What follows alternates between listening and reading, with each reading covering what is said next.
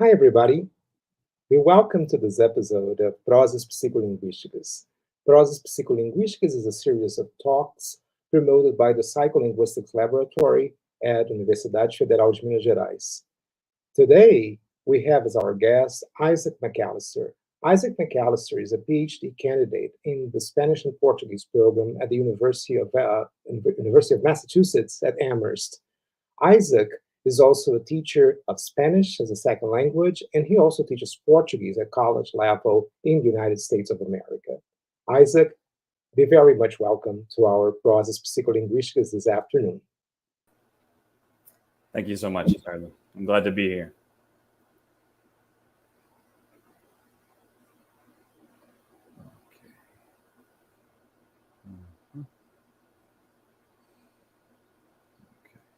Okay, so the title of my talk is Having Learned It Kind of Late, Expressing Time and Aspect in L2 Spanish and L2 English. So this work is part of my ongoing research in this area, and it's part of specifically my dissertation research. And so given that data collection is ongoing for this work, this is essentially a presentation framing the work and presenting the target structures involved, the populations involved, and the overall objectives. We'll have to schedule another meeting of Prosas sometime in the future to look in detail at my results. But in any case, let's get started. So just to return to the title slide for a second. So we're, in general, talking about the expression in L2 Spanish and L2 English of time and aspect. So specifically, the targeted structure, the structure that we're looking at primarily is what we'll call the present perfect. So in many grammars, it's referred to as the present perfect in L2 English and L2 Spanish. So first of all, just to establish what we're talking about, the present perfect construction refers to an auxiliary verb marked for the indicative present paired with a non-agreeing past participle. And as will become important very soon, as we'll see, the morphosyntactic structure of this construction is identical across the three languages involved in the study, and those being Spanish, Portuguese, and English. And we can see that in an example for each language. Here we have Marco ha comido en un restaurante alemán. No? So here we have the auxiliary haber marked for present singular indicative, and the non-agreeing past participle of comer, to eat, comido. In Portuguese, this would be Marco tem comido em restaurante alemão. Again, we have an auxiliary verb marked for indicative present. In this case, it is the verb ter, which is typically translated as to have, and an almost identical past participle, comido, en un restaurante alemão. And then finally, in English, the parallel structure is Marco has eaten at a German restaurant, where you have, again, the verb to have, used as an auxiliary here, marked for present third person indicative, and the past participle form of the verb to eat, eaten. So what is most important to us, however, apart from the morphosyntactic form that is shared across these languages, is the range of meanings conveyed prototypically in L2 English or L2 Spanish when one uses this construction. So let's first look at these the three structures in L1 English, L1 Spanish, and also L1 Portuguese to kind of get an overall view of how they compare in terms of the meanings that they convey. So, an overarching meaning, it can be said that there is a core shared meaning amongst these three languages when it comes to the meaning conveyed by the present perfect. And that would be that it describes an event or events that begin in the past and in some sense persist into the present. So in slightly more technical terms, that is that the reference interval, that is the interval of interest to us, the interval of time for which we're actually claiming that an event or happening is true, in this case coincides with the moment of speech. And the moment of speech is the now, is present, right? So we can say that all three of these forms, all three of the present perfect forms across the three languages share this core meaning, that the reference interval coincides with the moment of speech or the speech interval, right? Okay, if we choose to express this as a semantic feature, we might do something like reference as a reference feature and mark it as present. So that is, however, where the overlap between the three languages stops. So there is actually a much larger area of non-uniform meanings conveyed by the three languages that lead to unexpected areas of cross-linguistic overlap. So first off, starting with the largest kind of area of cross-linguistic overlap is that of Spanish and English. So Spanish and English share canonical present perfect readings, and those the most consistent labels for them we'll call the experiential, resultative, recent past, and continuative readings. And we won't obsess over those names. What is a little more important to my current work is how we might define them, classify these readings according to viewpoint aspect, right? So I'll explain that as I go. So the first three readings, experiential, resultative, and recent past, and we'll see an example of each of those in a second, can be labeled as existential.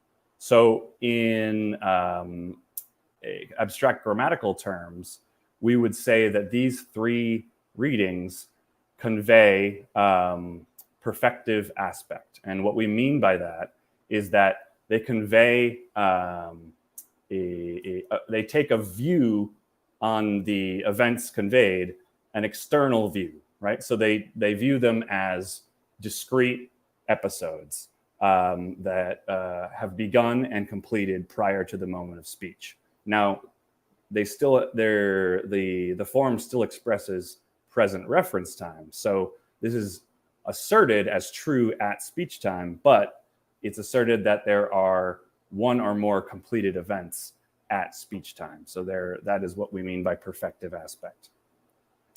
And then there's also the continuative reading or durative reading, but we'll go with continuative as just to avoid using too many different terms for the same thing. The continuative may be broadly contrasted with the other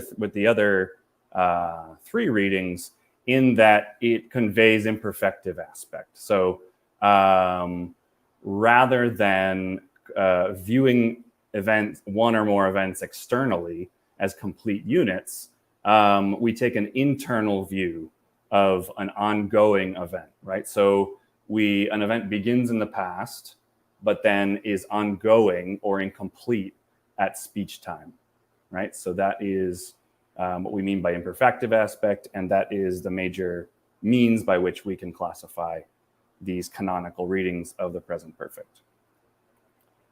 So just to give you a quick example of each, an experiential and a resultative and a recent past in English and Spanish. These are all, again, perfective readings in English and Spanish. For example, we have no he probado el plátano maduro. En mi vida, or I have never fried, probado, actually that should be tried. My apologies. Probado is the verb to try, right? But in either case, we take the relevant interval of time as this person's entire life. So beginning, loosely at the beginning of this person's life and coming up through speech time, this person is asserting that there are no discrete instances of having tried fried plantains, right? So in that sense, it's perfective, right? Okay, so then a resultative, I'll just do it in English actually for ease of communication. So why does Marta have that smile? Yeah? One person says, and in response, person B says, that company has hired her, right? So this is conveying that a current state of affairs, a result state, is true at the moment of speech. So that's that present reference time. And that is the result of a discrete event that began and ended in the past, namely that the company hired her. Then there's a recent past. The president has resigned, right? Which is so kind of imminent, such kind of hot news that that it really doesn't require any other collocations, any sort of adverbial support, anything at all, in order to convey kind of this present reference time, right? But it's still a perfective meaning. And then finally, a continuative meaning, just an example of one, would be, you have been melancholic ever since the death of your puppy. So beginning at this depressing event, the death of a puppy, the person begins to feel melancholic, and this event continues unabated up through and potentially past the moment of speech. So quickly, it's just worth mentioning that Spanish, in addition to the canonical meanings of the present perfect just described, there is a subset of Spanish varieties that also license a perfective past reading of the present perfect. And what I mean by that, is that it conveys completed events that begin and end in the past and are true exclusively in the past. So their reference time, rather than being present, is past instead. This is much akin to an example in English might be, I got up this morning at 8 o'clock. No, where we have a discrete event that begins and ends in the past is kind of is foregrounded as an event and is not relevant at the moment of speech. Is not asserted as true at the moment of speech. So I won't go through this example at the moment, but it is worth mentioning that this is a possible meaning associated to this construction in some varieties of Spanish. Finally, we get to the clearest, the closest analog to the present perfect in Brazilian Portuguese, because it has an identical morphosyntactic form and it shares that core meaning of having present reference time, but has been classified as kind of a special subclass of continuative reading. Again, continuative reading is a reading that conveys imperfective aspect, or that an event is ongoing at speech time. But very interestingly about the Brazilian Portuguese construction, the PPC, or Pretérito, Perfeito, Composto, is that it in fact tends to convey a series of identical sub-events that are seen as ongoing, as opposed to a single event or one unabated continuous event. So for example, we can take an example pulled from an international newspaper in Portuguese. Recentemente, no entanto, governos estaduais têm ensaiado uma maior abertura econômica, mesmo sem garantias de que a doença tenha atingido seu pico de contágio. So, translating to English, recently, nevertheless, state governments have been experimenting with a broader opening up of economic activity, even without assurances that the disease has reached its peak. So, the Portuguese speakers who are watching may correct me if I'm wrong, but my interpretation as a second language speaker of Portuguese is that this conveys a series of repeated instances of the event in question, the event being kind of the complex predicate of experimenting with a broader opening of economic activity, right? So a series of actions that kind of stand in for, that can be summarized as experimenting with a broader opening of economic activity. And further, it conveys the possibility that this is ongoing, right? That this is an ongoing project of state governments, right? That there may be more events in the future of this type, right? So let's see.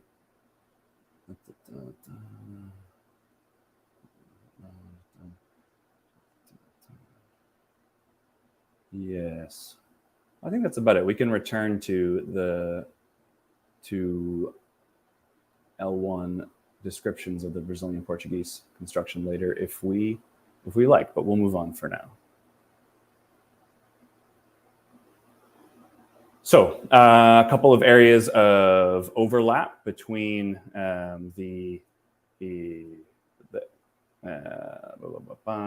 actually areas of functional overlap within Portuguese and Spanish. So the PP in Portuguese and Spanish overlap in functional coverage with other forms, namely the synthetic past and the synthetic present form. So for example, in Portuguese, you have chegamos nesse instante, which could be interpreted as, could be translated as we just arrived in English, or we have just arrived in English. And Spanish, depending on the dialect, one may be more or less likely to represent this meaning using a simple past, like llegamos ahora, right? Which again in English could be translated as we just arrived or we have just arrived. The point being that in Portuguese and many dialects of Spanish, in order to convey perfective aspect in the past, so a finished event, something that began and finished prior to speech time, there is, well, in Portuguese, we predominantly rely on the simple past, chegamos, in this case, and in many dialects of Spanish, there's frequently the same usage. And then to look at the synthetic present in Portuguese and Spanish alike, there is a construction that combines the synthetic present with a durative time adverbial, right? So some amount of time, right? So an example would be, ele trabalha na Petrobras há 8 anos, or in Spanish, ele trabaja en la Petrobras hace 8 años. So in this case, this is what we've been calling an imperfective meaning, something that begins in the past and continues unabated through the moment of speech. And the most common construction that one would use in L1 Portuguese or L1 Spanish, well, depending on your dialect of Spanish, again, would be this construction, a simple present combined with a durative time adverbial. Finally, we see in English that the present perfect only overlaps with the synthetic past in English for the existential readings, those perfective readings, like the resultative. So for example, we have just arrived or we just arrived, depending on, well, I'm actually not going to attempt to venture into attempt to pin down the factors that are specifying why this is happening in English, but over time, there's strong evidence that there is kind of an erosion of this, of the present perfect to express this kind of resultative meaning in English in favor of the simple past. So we just arrived, again, conveys that present reference time with a perfective event structure. However, despite that variability, for the durative meaning, an imperfective meaning, or when we're talking about something that begins in the past and continues through unabated, the use of the present perfect in English is categorical. So, for example, if we were to translate the former example from Portuguese and Spanish, she works at Petrobras for 8 years. This is impossible in native English. Instead, we would say she has worked at Petrobras for 8 years. Right, so to kind of summarize where we are up till now and why this is interesting for, what about this is interesting for second language acquisition. So we're given the cross-linguistic differences in semantic features and ultimately the meanings that may map onto the present perfect form in Brazilian Portuguese, Spanish, and American English. Additionally, given the highly restricted distribution of the Brazilian Portuguese form vis-a-vis the Spanish and American English forms, and given the different functional distributions of the present perfect within each language, vis-a-vis adjacent constructions like the synthetic past or synthetic present with a time adverbial. Taking this from a learner's perspective, one wonders how a native speaker of Brazilian Portuguese would interpret or use the PP construction in second language English or second language Spanish as compared with first language native speakers of English or Spanish. In particular, I'm particularly interested in how second language learners behave with regard to the encoding of perfective aspect and present temporal reference, given that these are this temporal and aspectual set of temporal and aspectual features are not combined in a single construction in native Portuguese. They're broken up across 2 or more constructions in Portuguese, whereas in Spanish and in English, it is possible to combine them, again, in the associated to the present perfect form. So, if L2 learner comprehension and use differs, we want to know if it differs in consistent ways from those of L1 speakers. Is it possible to attribute these differences to the effects of cross-linguistic transfer, namely in this case from L1 Portuguese? And are these differences between L1 and L2 and L1 behavior influenced by typological relations? So this is an overarching question. Is variation amongst L2 learners of Spanish and English associated in some way or affected by the relative proximity of Portuguese and Spanish on the one hand, and the relative typological distance, we'll call it, between Portuguese and English on the other hand. So just briefly to talk about, there's little previous work on this specific set of language pairs, but we'll go over a couple of previous studies. that I'd like to share with you all.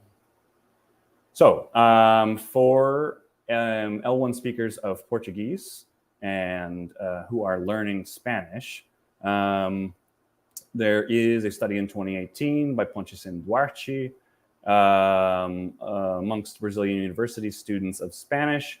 It was a functional translation of Spanish text into Portuguese. And it was a longitudinal study with 2 time points and separated by a pedagogical intervention meant to explicitly teach the some of the meanings of the present perfect in L1 Spanish. So they found that the present perfect in Spanish, so in fact, they used a very limited definition of the present perfect in Spanish. Their definition was simply that it conveys situations that extend into the present. So that, we'll recall, is kind of tantamount to saying that it expresses present reference time. But it made no other, they did not attempt to teach or define the present perfect in any other, along aspectual lines, along specifically perfective or imperfective aspect at all. However, they did find that a minority of participants demonstrated increased understanding of the present perfect for present reference, although a majority continued to interpret the present perfect as conveying past reference, despite the pedagogical intervention.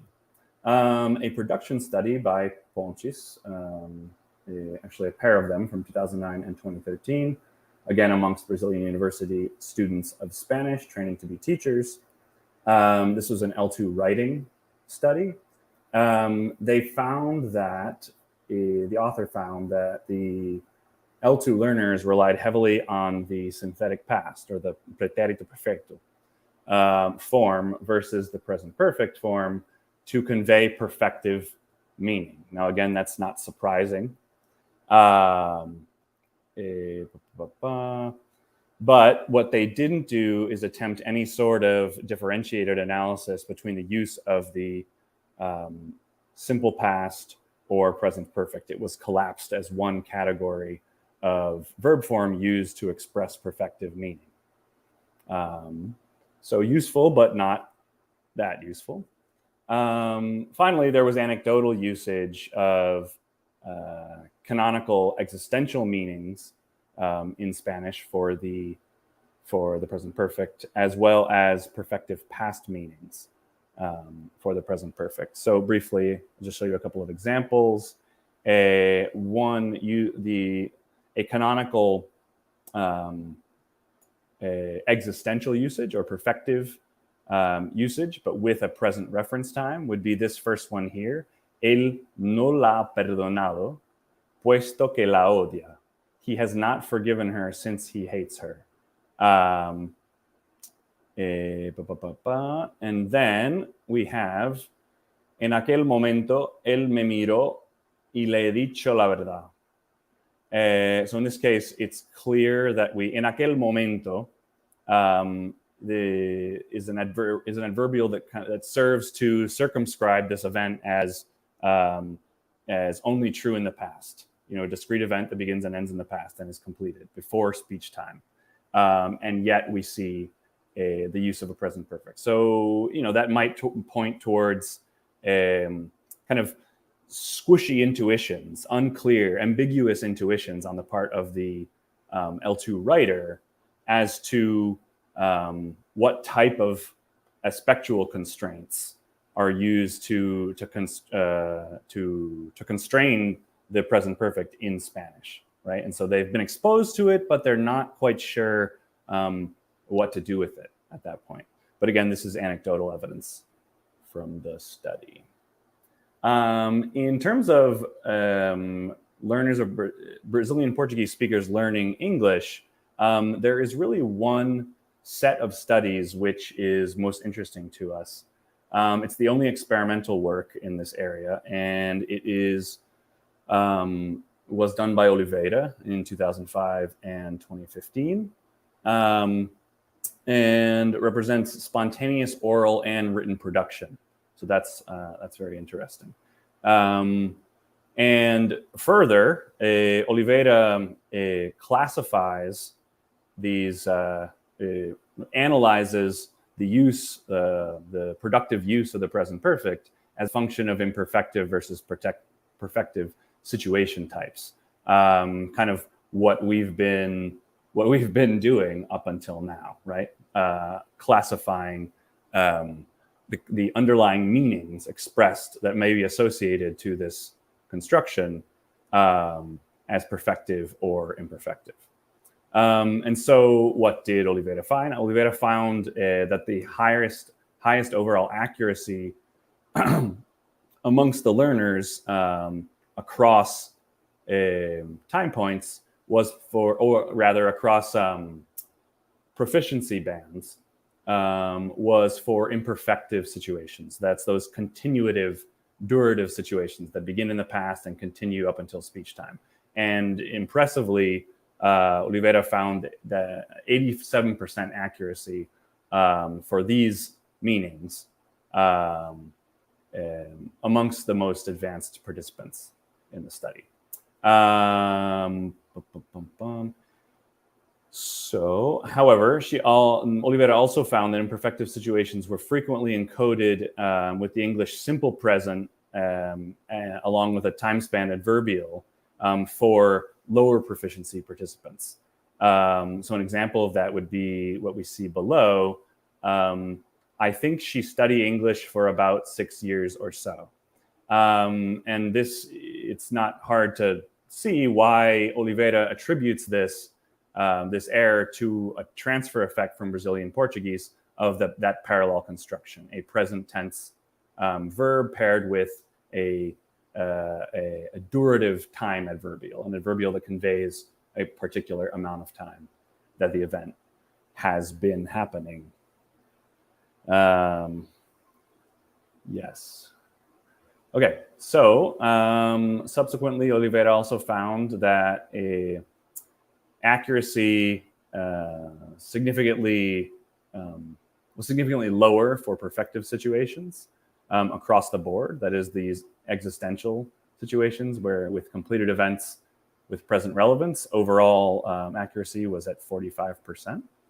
And the author attributes this low accuracy to the overwhelming links in L1 Portuguese between perfective aspect, regardless of reference time, whether reference time is past or present, and the synthetic past form, as we've seen. So for an example would be, I never was in this situation, where canonically in L1 English, you would say, I have never been in a situation like this, or in this situation, right? But for perfective aspect, despite having a present reference time, this speaker relies on the simple past. Right. So finally, Oliveira found that as L2 proficiency increased, the use of adverbial support for the present perfect form decreased. And this is consistent with observations for L2 present perfect acquisition for other L1s, going at, L1s learning the English present perfect. And so, for instance, Bardovi-Harlig proposes that the PP form meaning mappings are initially ambiguous, especially vis-a-vis more established forms, more kind of salient forms like the simple past or the simple present, and that for this reason, the present perfect tends to be acquired a little bit later. And Bardovi-Harlig hypothesizes that this requires a type of representational restructuring based on and somewhat in comparison to the more salient forms of the simple past and the simple present. So on to our present study. Okay, so where does this leave us? all of this description and a little bit of past work we have reviewed up to this point. We're going to bring it back to the learning task facing the L1 speaker of Brazilian Portuguese. So according to Lardier, a L2 acquisition of constructions may be defined as what she terms feature reassembly. So in general terms, this would be the reassembly of features into bundles mapped to an L2 construction, and the specification of feature values within those feature bundles such that the construction is constrained in accordance with L2 norms.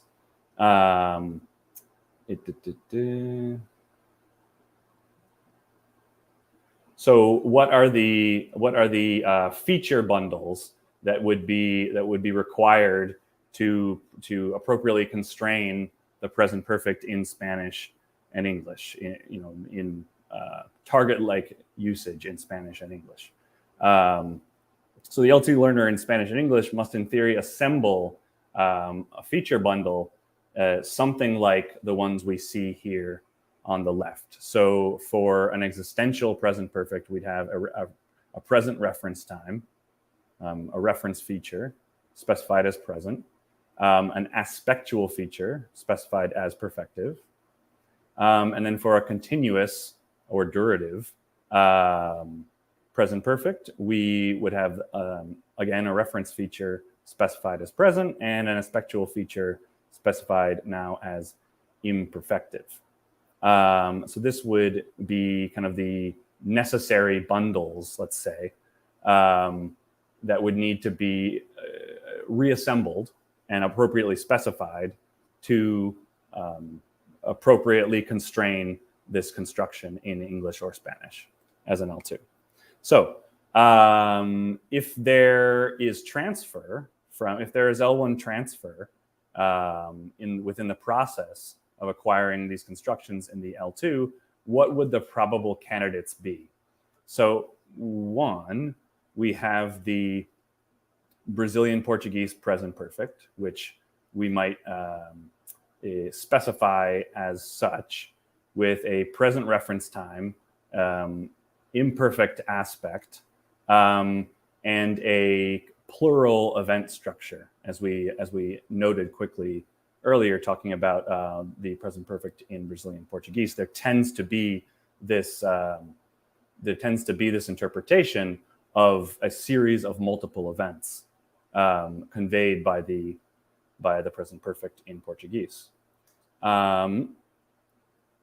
Subsequently, we have in Brazilian Portuguese, we have the synthetic past perfective. So that's essentially the simple past, whose reference time, who can be used to express a reference time in the present or the past. It covers a wide range of temporal meanings in that case, but is exclusively perfective in terms of the aspectual meanings that it can be used to convey. Then finally, we have the Brazilian Portuguese synthetic present, right? So again, that might be specified as a present reference time and as aspectually imperfect. And it's constrained similarly to the way that the continuative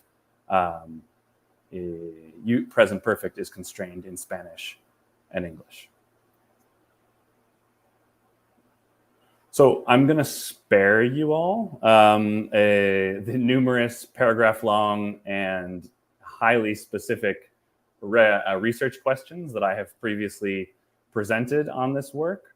But let's suffice it to say, in summary, that this study sets out to evaluate the current state of feature reassembly for this set of constructions in the comprehension and production of L2 Spanish and L2 English of native speakers of Portuguese. And it sets out to establish what factors are more or less predictive of L2 performance under these circumstances. Factors such as lexical predicate type, the type of intended meaning, the underlying meaning, as in, for example, continuous or existential, perfective or imperfective. Potential L1 transfer effects, and as I mentioned before, the overarching effects of typological proximity amongst the languages involved. Yeah. So to describe the study, the populations involved, as I stated, research is ongoing. However, most of the experimental data has been collected. I was actually had the privilege of visiting UFMG and the University of Juiz de Fora last month in May. And thanks to my collaborators there and a wide variety of interested students, I was able to interview and run my studies with a large number of people, and I'm extremely grateful to them. However, I have done very little coding at this point, so it's going to be, I can't as yet speak as to conclusions, but I'll show you how the study is set up.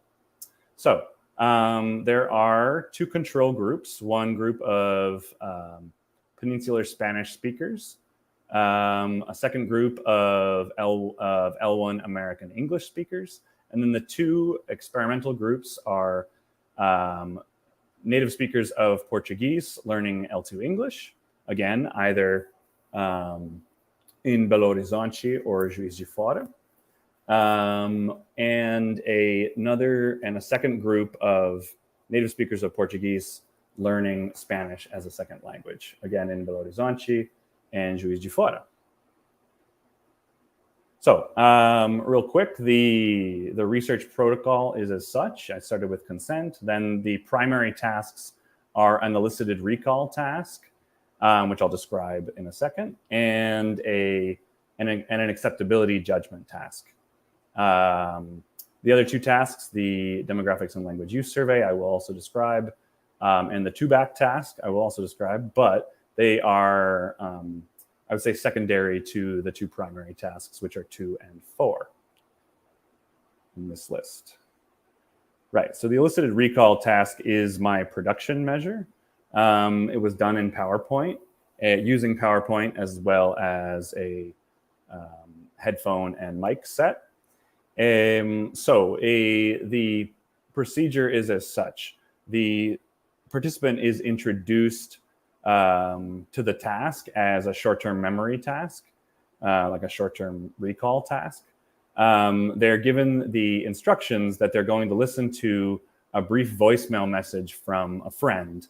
And in an effort to kind of to convey the temporal proximity, this present reference time, it's specified that the message is from just a couple of minutes ago. These are old instructions, but it is specified that way, that it's from, it's an extremely recent missed call and an extremely recent voicemail. Again, in an effort to kind of approximate the message that they hear in time, right? Up to the moment of speech, or as close as possible to it. There is a demo trial and a model response, a training trial, and then the test trials where the participants listen to a series of messages, and after each message, they attempt to recall all of the content of the message.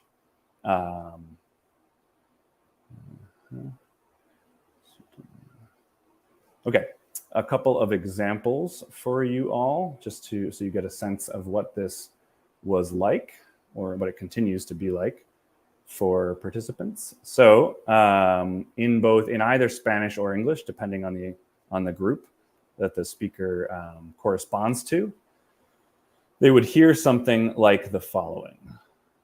And I'll play the English for maximum comprehension. And you can follow along here with the blurb.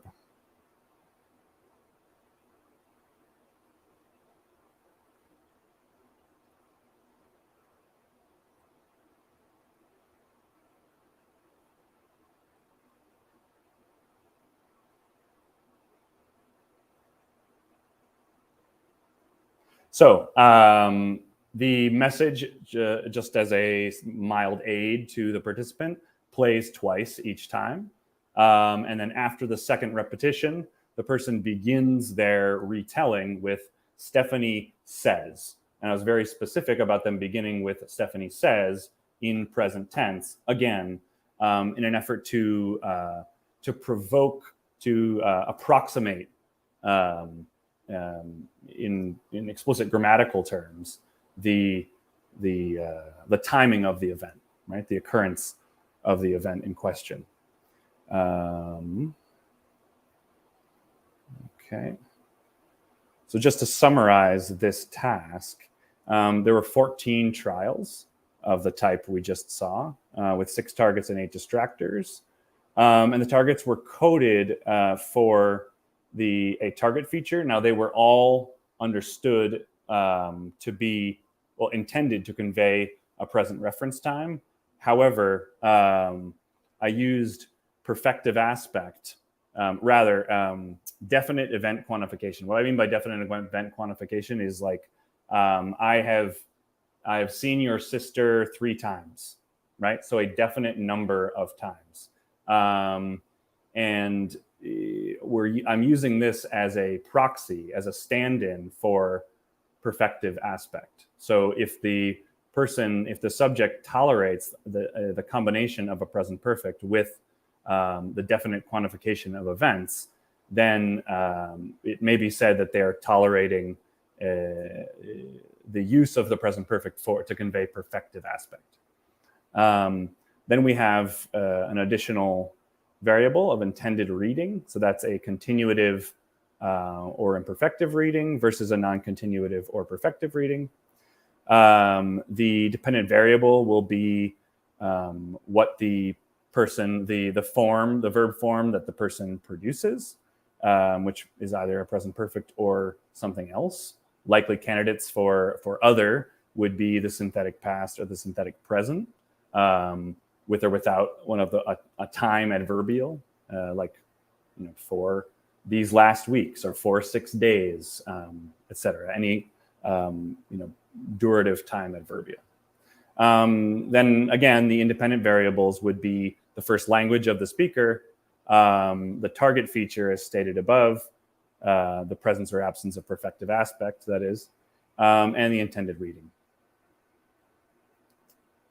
So just to summarize the demographics and language use survey that participants, that is also administered to participants, it is meant to collect a little bit of demographic data, information about prior L2 experience, and L2 current use and engagement. For example, does the person read print media more in their first language Portuguese and a little bit in English, equally in Portuguese and English as a second language, or more in English than in Portuguese? The latter is unlikely, but certainly possible. And we'll see subsequently whether increased usage and increased engagement with the L2 may correlate with increased proficiency in the L2, and indeed with higher levels of accuracy or just behavior in response to the primary tasks, comprehension and production tasks of this study. And finally, there's an L2 proficiency self-assessment involved in that as well. The acceptability judgment task is my comprehension measure. It was prepared and is executed in PC IBEX. Let's see. I think what's important to note here is the instructions primarily, right? So the activity consists of a series of trials. In each trial, you will read a sentence. After reading the whole sentence, please decide if, in your opinion, the sentence makes sense by selecting an option on the scale. And the scale is a 4-point Likert scale. That is, the sentences make no sense, the sentences make little sense, sentences make sense, and the sentence makes some sense, and the sentence makes sense. Now, I was careful always in defining sense, not as grammatical sense. So there should be nothing structurally wrong with the sentences in the comprehension task. Rather, we're more concerned with underlying interpretation. So I would instruct the speakers that we were concerned with kind of overall logic of the sentence when evaluating whether or not something makes sense.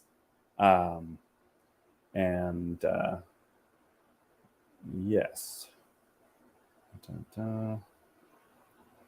Okay, just a couple of examples in Spanish and in English.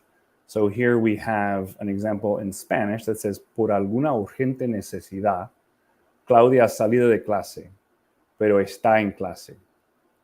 In the second example, we'll skip down kind of to number 3, the second in Spanish. Por alguna urgente necesidad, Claudia salió de clase, pero está en clase. So in this case, we have the same sentence in Spanish. However, the target verb in this first example is expressed in the present perfect, and the target verb in the third example is expressed in the simple past.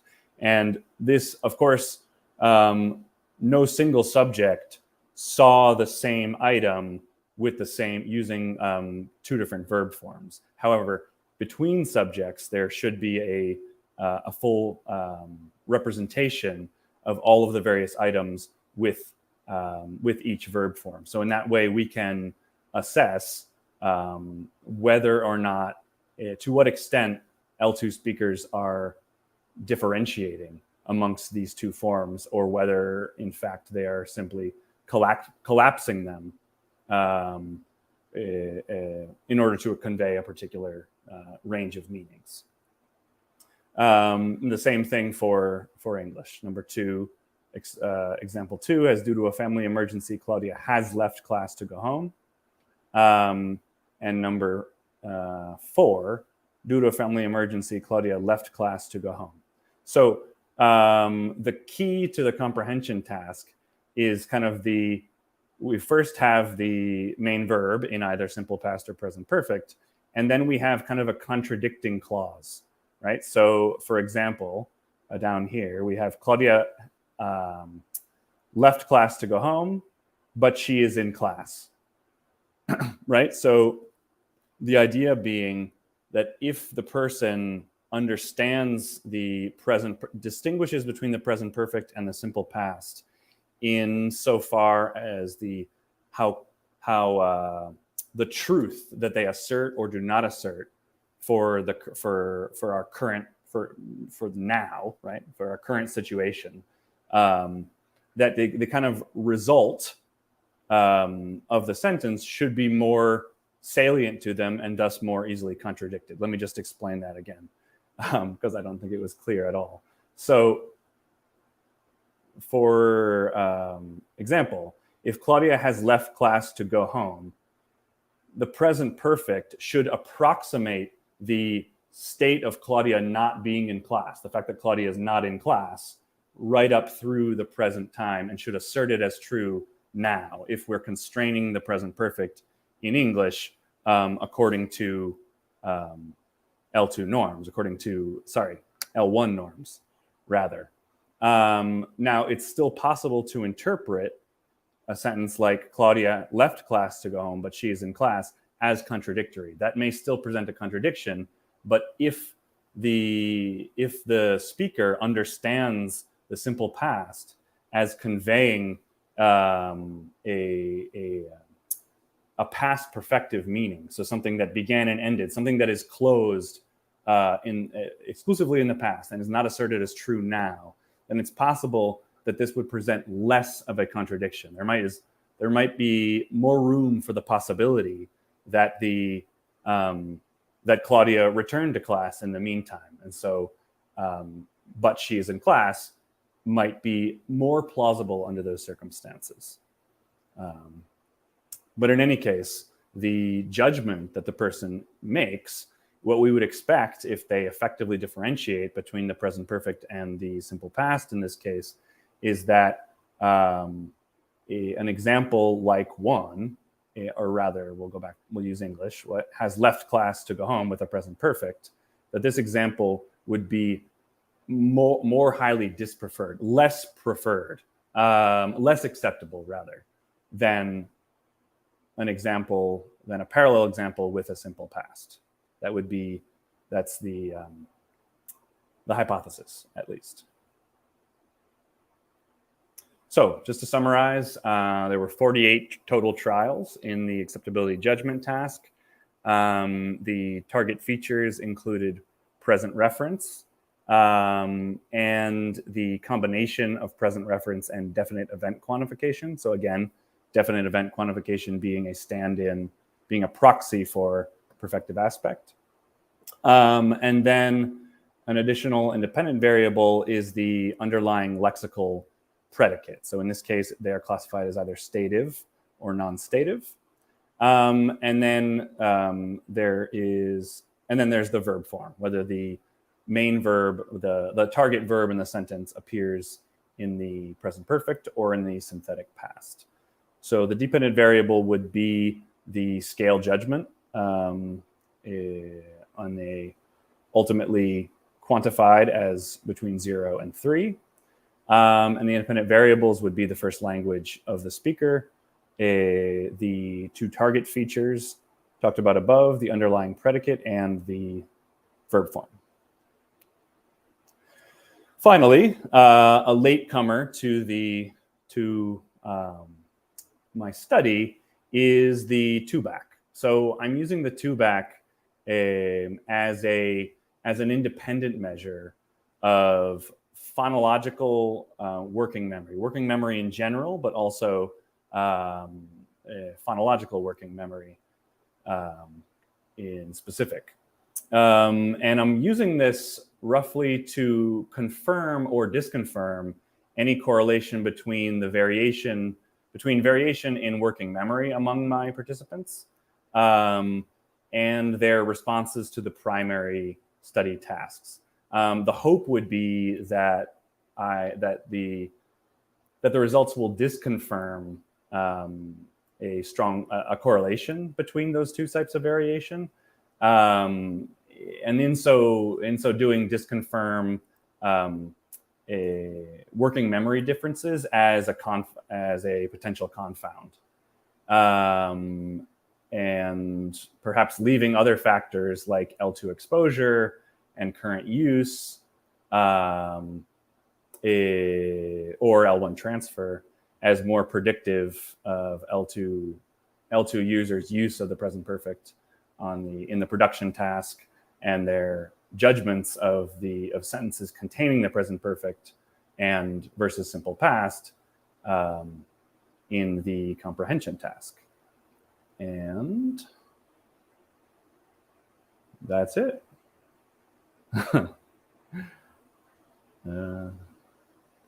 Isaac, thank you very much for your fascinating talk. Your study is really fascinating and very promising, I would say. It is very, do you hear me? I hear you. Okay, all right. It is very clear that you are framing your research as a second language acquisition study, right? And I would say you're probably the first presenter in Prosas Psicolinguísticas to bring a, let's put it this way, clear second language acquisition study. So there is a question I'd like to ask you concerning second language acquisition. Sure. Your title, it suggests that you're talking about late learners, right? Well, I'm talking about late learners only in the general sense of that adult learners or L2 learners would be defined it's non-primary language acquisition. We're not talking about children acquiring language, their first language, and we're also not talking about children who are roughly kind of still within the more sensitive period. Again, where we might get into a debate about how long that period lasts, but in any case, we're exclusively focused on adult acquisition that goes beyond primary linguistic acquisition. I see. But anyway, would you have any particular idea of what might happen in the case of young learners, like thinking about someone brought up in a Portuguese-speaking household, and then this person starts acquiring this child starts acquiring English at a very early age. Would you have any comments or ideas concerning this particular scenario and how that could affect the specific linguistic structure or the construction you're actually looking at? So the question is, what might be a possible outcome for a child acquiring English as a, so are we talking about someone acquiring Portuguese and English in parallel? Not necessarily. Just as a very young child. Yeah, a very young child. Say someone who starts picking up English in an English language speaking environment at age 4 or 5. My question is really whether you think there was an age, a factor that might contribute to the sort of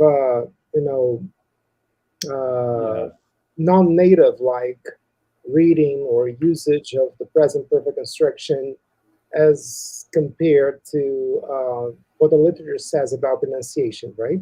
Well, when it comes to second language phonology, there seems to be a quite robust age effect.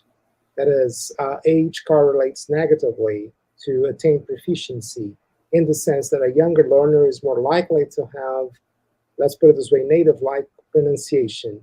So my question is actually about your view about this particular construction, which seems to be, it's quite intriguing actually, because just as you said very clearly in your presentation, there is a morphological overlap, even in terms of categories, like you have analogous categories like the same auxiliary verb that you find in English, you find in Spanish, and you find in Portuguese. You find a certain morphological equivalence. When you're talking about a past participial form, you have past participial forms for verbs across the three languages. And then the mismatch is actually semantic, right? There is a semantic mismatch. So I was very curious about a possible age effect concerning such an intricate, such a detailed level of constructional configuration, because most of those studies, they look at things which, I don't know, they might stand out, like pronunciation. You see, so you have very clear phonological, audible, by the way, markers, right? Whereas your construction is far more subtle. It's a very interesting phenomenon. So I think so I was just wondering. Of course, I understand your study is not looking at that, but that's a question. I mean, yeah, would you have any no, idea that? So we can kind of speculate in it is speculation. However, there is some evidence that the present perfect, even in Spanish and English, and we'll look at it, we'll think about it particularly in English, given the kind of subtle set of temporal and aspectual properties that it expresses. And it's kind of like, one could kind of loosely say that it's kind of a combination of present and past, right? It's a way of kind of conveying both simultaneously in one construction. That subtlety proves to be difficult for L1 learners, for child learners as well, and tends to emerge also for native speakers of English relatively late, vis-a-vis the simple past and the present, or the present combined with a time span adverbial. So I would guess that initially, I mean, it's just, it's pretty hard to speculate, but I would say that it would depend on the age of the learner that we were testing. I would bet that if you were testing a small child, even if they were learning English fairly young, that they would do they would be hard pressed to differentiate between those forms. And also, I think frequency is going to matter a lot, right? So, and this is something that I haven't yet introduced, and I haven't, to be honest, studied yet. But I'm very interested in looking at potential effects. The actual spoken frequency versus written or written frequency, or use in kind of pedagogical contexts of this construction in each language. And then notably in the L2 input, in the second language input that the speakers are getting, and whether there is any sort of correlation between that frequency and how learners are performing later on these tasks. Very interesting. But anyway, what you have just said about the present perfect construction, even in English, being acquired later. You see, just as you said, this is more like speculating. But I was wondering if this might be connected to some sort of cognitive development, like even development in meta-linguistic awareness of some sorts, right? And I don't know, that would make sense. Like considering a construction like that might involve the assembly of information that comes from the prepositional phrase, from the adverbials, plus a whole interpretive set that requires the speaker to frame the event with respect to a time of reference versus, a time of event, right? Mm-hmm.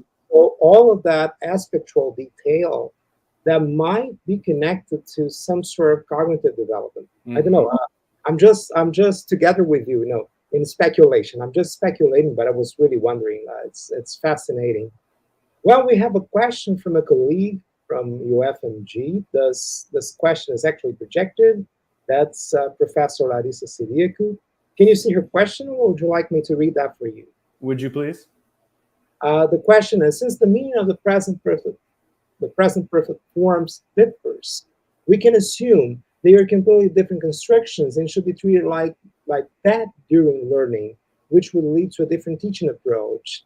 I think, okay, so have you ever thought about testing the type of instruction with or without direct translation? That seems to be a very interesting question about, the pedagogical implications of your study, right?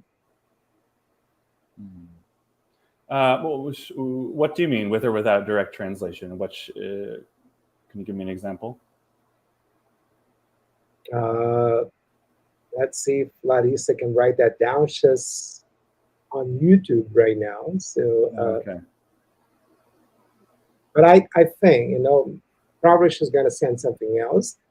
But I think that she is speaking about, I think she wrote something. Let me see. Yeah, the pedagogical implications. So that's just so I think that what she's speaking about is whether or not you actually show that beyond the surface morphosyntactic overlap, there is substantial semantic pragmatic mismatch. There is this difference. So I think that what she's asking about is whether there would be a pedagogical intervention that would consistently demonstrate that particular form is not really mapping to the equivalent purely morphosyntactic or surface form, but that there is actually this pragmatic difference. Like just thinking about the experiential perfect, for instance, for English. You can say something such as I've never eaten that before, right? Or have you ever eaten that? You see, that would map to a Portuguese sentence which really does not contain a present perfect at all. That would map to something like você já comeu. Have you ever eaten Chinese food, for instance? Você já comeu comida chinesa, right? So there is a very clear non-overlap in terms of this particular construction, even though eu tenho comido, that could be licensed morphosyntactically for surfacey speaking that would overlap to Portuguese, but when you compare, the functions, the pragmatic functions, I think that would be very significantly different. Yes, and I think that perhaps the most salient, example that one could present to students is that continuative meaning, right? The one where we're talking about an event that begins in the past and continues for a particular amount of time up through the present. So if you take the surface structure in Portuguese, which would be faz 8 anos que eu estudo português. And you bring that into English, the translation equivalent is not only ungrammatical, but so you'd end up with I study English. It's 5 years that I study English, more or less, right? Mm-hmm. And I think that that's a particularly clear way of demonstrating to a student that there is this mismatch in underlying, whether you want to call it pragmatics, it's kind of a spectral meaning.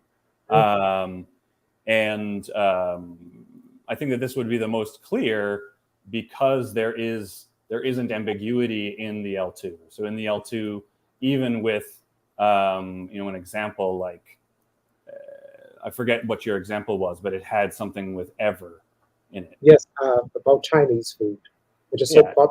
That's not a very good example. Well, whatever, but it doesn't matter. An existential example like this: have you ever eaten Chinese food, or have you ever eaten General Tso's chicken, or something like this? Or I have never eaten General Tso's chicken. This is. It's more. There's more variation and ambiguity in the L2 for a construction like this than there is for the imperfective meaning with an amount of time, where the present perfect is categorical in English. And so, yes, I think that both could be. It could be very useful to teach kind of the underlying meaning. Start with the underlying meaning that we're trying to express, and even schematize it. I've done this for students as well, kind of schematize the underlying meaning and then look at the construction that is most frequently used to express that in the L1, and then look at the translation equivalent in the L2 and where it falls short, whether it works but is strange or doesn't work at all in the case of the imperfective meaning. Does that answer the question? I think so. And actually, I was about to say that what you have just described that you do with your students, it somehow comes along the lines of my question about the age and my suspicion that there could be something like, a metalinguistic awareness level. I think we have a very interesting situation here. In the attendance, we have Cida Oliveira. Oliveira is actually the author of the research work you quoted. Oliveira, 2005. Oh, no. 2015. Yes. Just kidding. Nice to see you. So Cida Oliveira asks, she says, good evening. And she asks, you can see the question, right? So I'm going to read that out for you. Would such subtle differences be affected by input frequency only, or would there be need of some sort of explicit explanation along the input frequency? Does that make sense to you?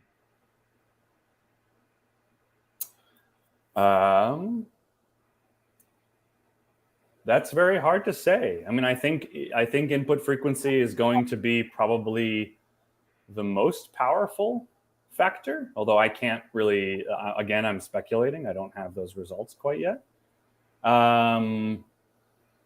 But again, going back to kind of the ambiguity going from L1 to L2, where there is partial overlap between a construction in L1 and construction in L2, and where there is no overlap. I think that insofar as there is ambiguity in the L2, then explicit instruction is going to become more important. Not to take away from input frequency, but I think in the event that there's